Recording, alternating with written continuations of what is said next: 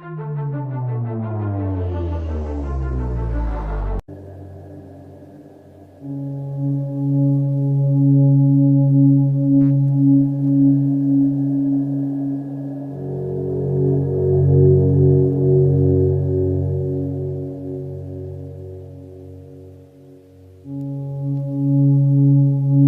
vast expanse of Nevada's Badlands stretches endlessly to the horizon. Hidden within these mountain strongholds are some of America's deepest and darkest secrets. Secret aircraft and the other legends of Area 51. Among these sandstone canyons today, there's a new glimmer of truth. Shrouded in mystery, it's a story that demands to be told. These are the witnesses of one of America's most unusual UFO encounters in history. Navy veterans and a band of brothers that want you to know that what they witnessed is real. This is their story. Petty Officer Jason Turner served aboard the USS Princeton in 2004. His personal conviction for democracy and patriotism guides him in his search for the truth. This is an actual event that happened, and I witnessed it. Aviation tech Patrick Hughes, a USS Nimitz veteran, he speaks for his shipmates who choose to remain silent. I'm one of those who has to see to believe, and obviously I've seen the evidence of this, so it exists. Top Gun Air Intercept Controller Kevin Day and Fire Controlman Gary Voorhees, both from the Princeton, served together in the ship's Combat Information Center. They saw them first, whatever it is they are. They wanted to show themselves, whatever they were. I don't think they wanted anything really to do with us. They were literally breaking the laws of physics in my eyes. These sailors are here for truth and vindication, and their story goes back over a decade to a time and place that marked a departure for all of them, both in their Navy careers, but also in their knowledge of the limits of man's technological understanding of our world.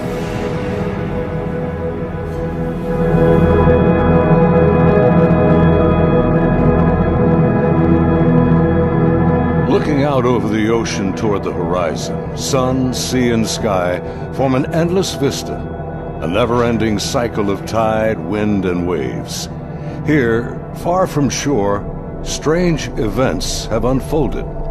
These stories stretch the boundaries of our imagination and challenge our beliefs. This is a true story of such events from the accounts of the sailors and naval aviators who experienced them. Professional military service members who want the world to know that what they encountered is real. Even more troubling, our military has no explanation.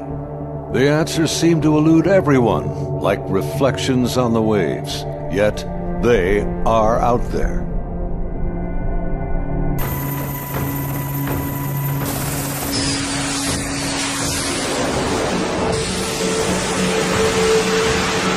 November 10th, 2004.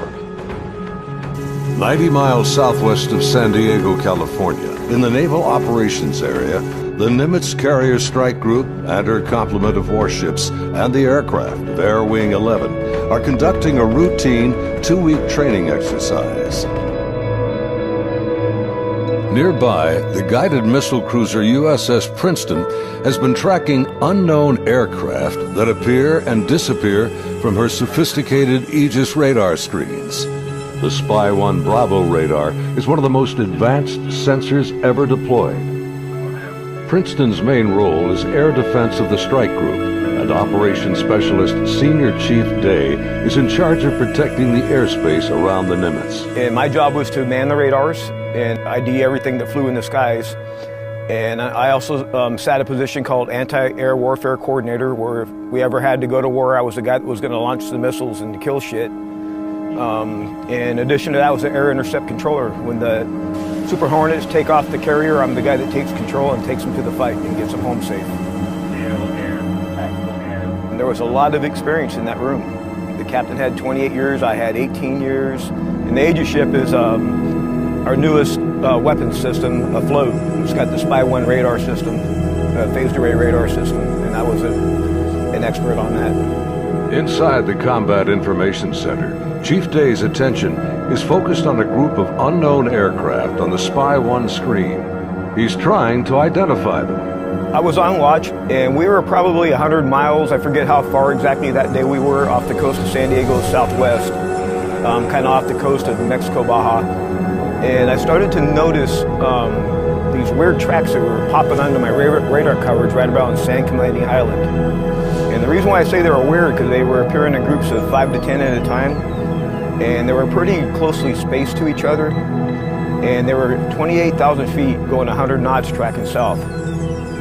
And in the back of my mind, I'm thinking, that's kind of odd. I mean, I don't know anything that flies like that. They weren't on the comm air routes, the commercial airline routes. I wasn't really that concerned about them. I didn't consider them hostile for any reason at all. Another watch or two, as I'm watching, the same formation appeared again. And over the course of 3-4 days, it probably counted up to that point, groups of 5 to 10 at a time. There were probably 50, 60 tracks by then. Today, Kevin and Gary are still looking for answers.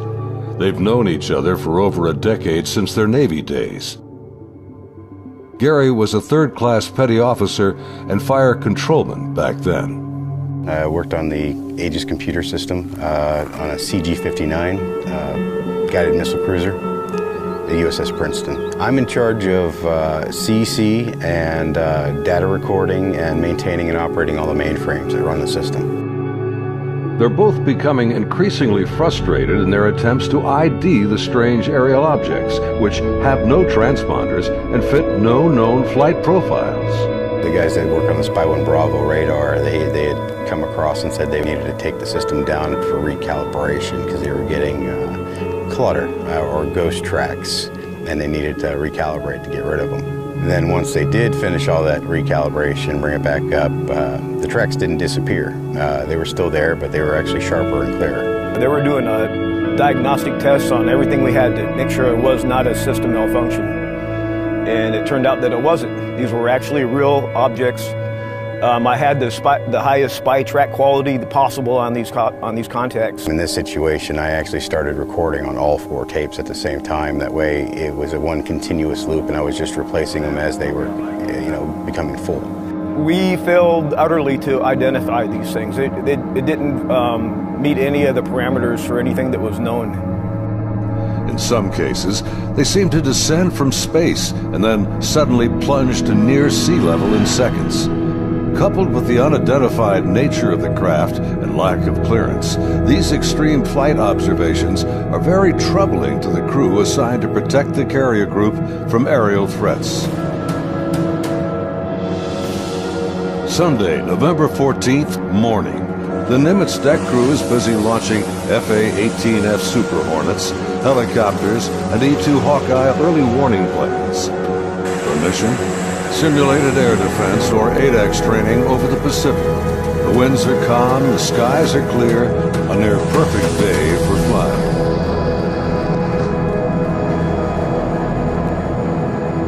As they launch, the Black Aces Squadron has no knowledge of events happening nearby. In the back of my mind, that's when I determined I was going to become concerned about these objects, is we were getting ready to launch a whole bunch of aircraft in that same piece of sky. Fast Eagle climbs out to 20,000 feet and heads to the cap station about 40 miles south of the carrier. The cap is a rendezvous point used to form up with the other airplanes. Just 25 miles separation. The commander of Fast Eagle has over a decade in the air wing. His wingman for the day is a new pilot, a young officer on her first carrier deployment. She's paired with a senior pilot, her backseat weapons system officer for the mission. He will manage navigation and the advanced radar and targeting pods on the aircraft.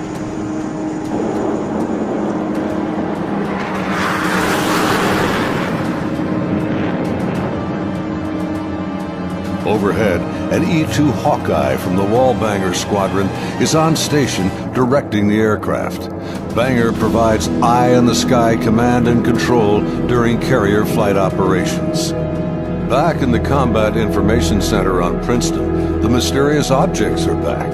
And today is the first time Senior Chief Day has jets in the air that can intercept the mysterious aircraft. Seeing these contacts, Captain Smith orders me to intercept one of them. So I went back to the console. I picked the closest one that was to us, and I had intended to let the Hawkeye do the intercept because they already had control. It was just easier.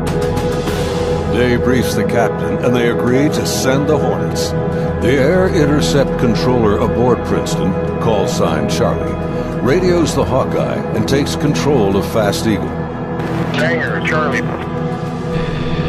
Charlie, this is Banger, go ahead. Banger, Charlie. Do you hold unknown air contact, bra, 270-48, 28,000 feet, bogey? Charlie, Banger, negative, radar picture's clean. The E-2 radar operators have been frustrated in their attempts to get a radar return on the unknown aerial target that Princeton is tracking. Even with their 24-foot radar dish, they can't get a lock on the object. Banger, Charlie. Transfer Fast Eagle flight to Charlie Control, button 13. We have a real-world tasking for them. Charlie, Banger, roger. Fast Eagle, Charlie, stand by for real-world tasking. Charlie, Fast Eagle, send it.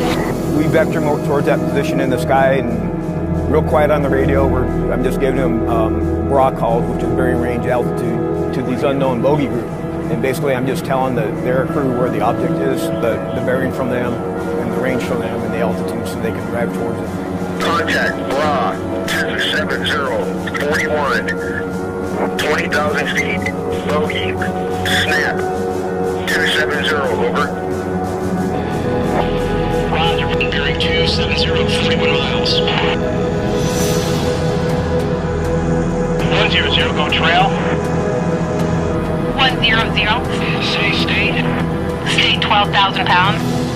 Clean, do you have it? I'm trying to get a track on it now.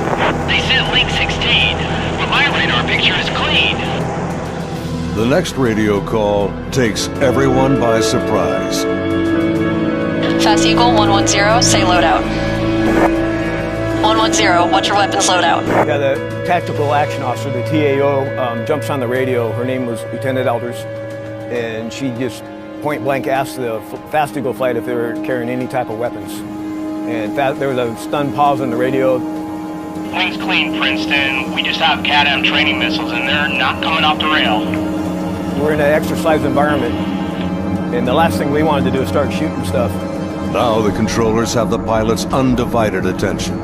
Normally, the squadron doesn't carry live ordnance when training. What do you guys think that was about? What, about the loadout? I have no idea. Maybe it's drug runners or something. Yeah, it could be. Or a law assassin out of SoCal. I don't like this. Fast Eagle, Charlie, contact bra 160-34, 8,000 feet, bogey.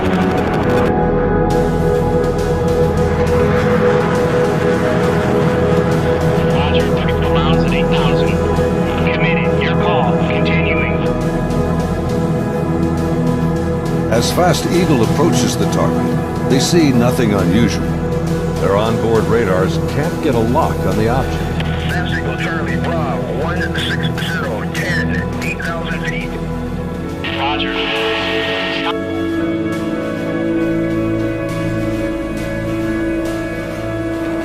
Fast Eagle, Charlie, merge plot. Basically what the merge plot means on the radar, you got two objects in the same vertical piece of sky, so when I'm looking at the 2D display, it looks like a one radar blob now. Confirm the object appears stationary. I had it at 17.7. Showing, again, basically no airspeed on it. Hey, you guys seeing us? What is that?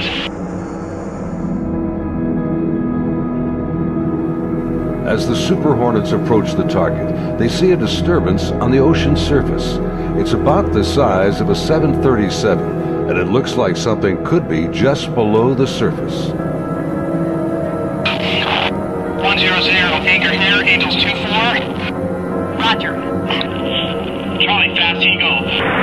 We're observing something in the water here, possibly aircraft in the water at the merge plot, just north of our position, about 2 miles. Charlie, roger. I'm descending to Angels 14 to take a look. Do you think that's our unknown? Nah, not sure. Radar's clean. As soon as he got to the merge plot position, the object that he was intercepting dropped from 28,000 feet down to 50 feet above the water in 0.78 seconds, as I found out later the next day. As the Super Hornets get closer to the ocean disturbance, he suddenly spots another craft above it, a much smaller white object with an oblong shape, hovering, then darting just above the waves.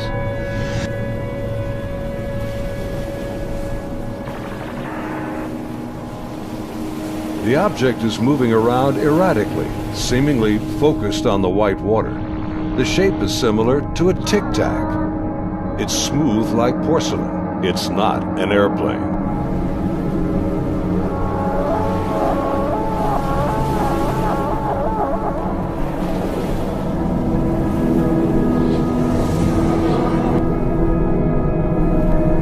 Suddenly, the object begins to rise into the air.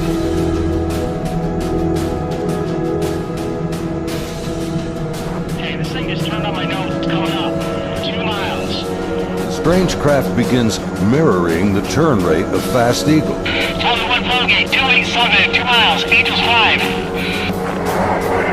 The object is now at his 3 o'clock position as he continues to turn with it. He's turning hard at 3,000 meters. We had the external communications in the speaker in combat so everyone could listen to it. And the next thing I hear in the radio going, oh my God, I'm engaged, I'm engaged. 1,000 meters, he's southwest, Angels 8.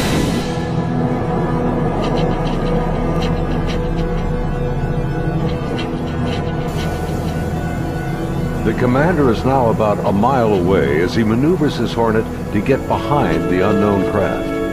It's about the size of an F-18, about 47 feet long, and it has no wings. As the dogfight unfolds, he quickly turns and dives to bring his jet's nose ahead of the object to close the distance.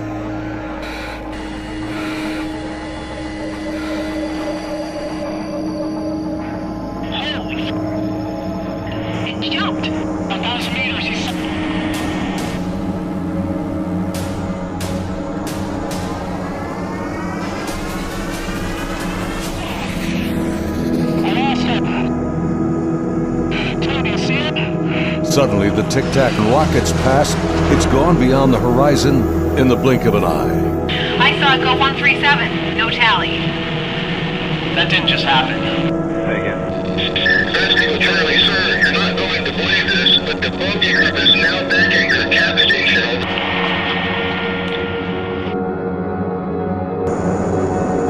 As Fast Eagle returns to the area of the ocean disturbance, the object is gone. The sea is once again calm.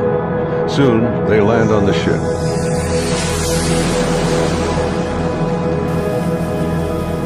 Back on board Bangor, the flight crew has been listening to the radio transmissions from Fast Eagle. The crew has been tracking the intercepts on their advanced display systems called the CEC. One of the radar operators, who wishes to remain anonymous, describes hearing the fear in the pilots' voices, and he knows this is no drill. I had a good friend who flew on the Hawkeyes. We've been calling him Roger to protect his identity because he didn't want to come forward at this time, but he wanted to contribute to the story to verify that it actually happened. So there are 5 people in the airplane. Roger would have been seating in the radar officer seat, which is towards the back middle of the plane. To the side of each one of them, or behind them, depending how the chair's rotating, is a window. Suddenly, his attention is drawn to something outside the Hawkeye. He and the entire crew watch in disbelief as a tic-tac object suddenly forms up on their E2, and then just as quickly shoots away from sight. The crew is left in disbelief.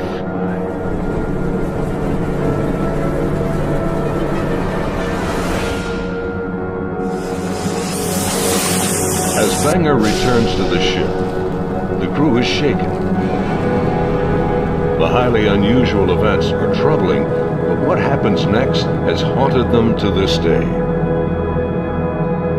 U.S. Navy officers quickly arrive and escort the aircrew to a secure space on the ship. As the crewmen begin to take off their flight gear, an officer begins the debriefing by telling them this event did not happen, and they are given non-disclosure agreements to sign. They are warned to never discuss this event again.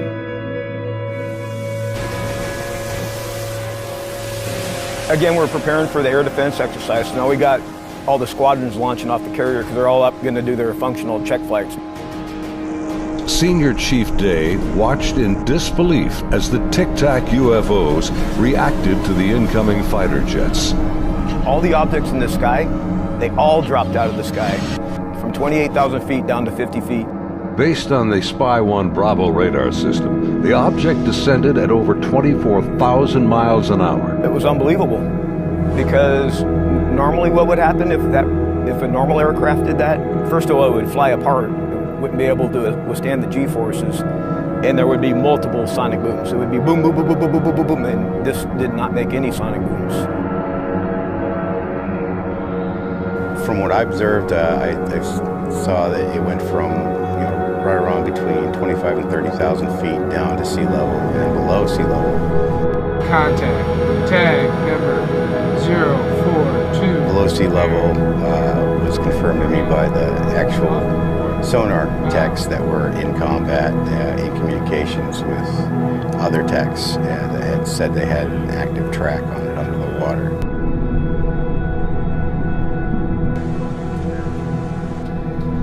They're talking with their sonar guys on the sub that was with us, and I mean, I was told directly that it did go underwater. It went from being in the air to underwater. From what they were saying, it was going averaging about 500 knots under the water. So it did slow down when it hit the water, but it didn't affect it inertially. After the intercepts, both Kevin and Gary climbed up to the ship's bridge wing to get a better view of the objects through the binoculars. We go up to the bridge wing and look at them through the big eyes, which is heavily magnified binoculars that are out on the bridge wing of the ship. Even when I was off watch, I was usually up in combat anyway. And I was sitting at the console, I just picked the closest object to us, and I got the relative bearing from the ship, slave over to the relative bearing at about the right altitude, and saw this white light in the sky. The movements were smooth to erratic. They just moved from one point to another. It was always a very sharp and clean movement. It always felt like a constant speed, not like speeding up. Just it needed to go to that point, and it decided to do it at this speed, and then it would just go from nothing to the speed they were going to go, and then stop at the next point. Meanwhile, back on the Nimitz, aviation tech Patrick Hughes is working to secure the classified data recorders from the Hawkeye that encountered the Tic Tac. We pull out their hard drives. We call them RMCs. We call them bricks because they physically heavy like a brick. But they contain the software to run the airplane. They also record a lot of the data that the aircrew sees during the flight. So we take the removable stuff, we take it out, we go downstairs, back to our shop. Patrick's job involves tracking the chain of custody of the hard drives. Then we open up the safe, put them in the safe. We've got tracking sheets so we know what RMCs are on what airplane. We know who signed them out, who put them in the airplane, who took them out of the airplane. As he gets ready to wrap up the mission, there's a knock on the door. Our commanding officer's there, two other guys in flight suits who I'm assuming were Air Force officers, because I'm pretty sure that's the insignia they had on. But they were not on the ship earlier. I did not see them come on the ship, so I'm not sure how they got there. But the skipper basically said, I need the bricks off the flight. We opened the safe, we put them in the bags. He took them, he took his two anonymous officers, and left. The officers, with the classified hard drives in hand, soon board an HS-60 Seahawk helicopter and leave Nimitz.